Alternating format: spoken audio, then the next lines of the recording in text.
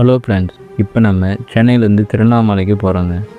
திருவண்ணாமலைக்கு எதுக்காக வந்திருக்கிறோன்னா, கிரிவலம் சுற்றுறதுக்காக தான் வந்திருக்கிறோம். சிவனுக்கு கற்பூரம் ஏற்றிட்டு பட்டையை போட்டுட்டு கிரிவலம் நடக்க ஸ்டார்ட் பண்ணியாச்சிங்க. மொத்தம் 14 கிலோமீட்டர் இருக்கணும். இது போகிற வழியில் மொத்தம் 8 லிங்கங்கள் இருக்குது. ஒரு லிங்கமாக பார்த்துட்டு நம்ம போகலாம் வாங்க. முதல்ல இந்திரலிங்கம் இருக்குது.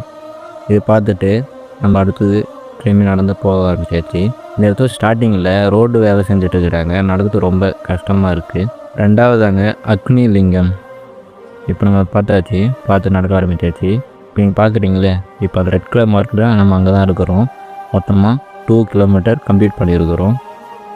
ஸ்டார்டிங்கில் எதுவும் தெரியல, நார்மலாக தான் இருக்குது. நாங்கள் போகலாம். இப்போ நம்ம 3வதாங்க யமலிங்க கிட்ட ரீச் ஆகிருக்கிறோம். 4வதாக நிருதி லிங்கம் ரீச் ஆகிடுச்சு. இந்த லிங்கத்தை பார்த்துட்டு போகும்போது சைடில் மான் இருந்தது. அதையும் கொஞ்சம் பார்த்துட்டு திரும்ப நடக்க ஆரம்பிச்சாச்சு. இப்போ பாருங்கள், அந்த போர்டில் நம்ம எங்கே இருக்கிறேன்னு டோட்டலாக 5 கிலோமீட்டர் கம்ப்ளீட் பண்ணியிருக்கிறோம். இப்போது ஒன்றும் நார்மலாக தான் இருக்குது. ஆனால் என் கூட என் ஃப்ரெண்டு தான் ரொம்ப டயர்டாக இருக்கிறாங்க. 5வதாக வர்ணலிங்கம். 6வதாக வாயு லிங்கம். பாருங்கள், நம்ம டோட்டலாக 9 கிலோமீட்டர் கம்ப்ளீட் பண்ணியிருக்கிறோம். இப்போ லைட்டாக டயர்டாக தெரியுது, கால் லைட்டாக வலிக்குது, அடியில் பாதெல்லாம் எரியிற மாதிரி இருக்குது. வாங்க பொறுமையாக நடக்க ஆரம்பிக்கலாம்.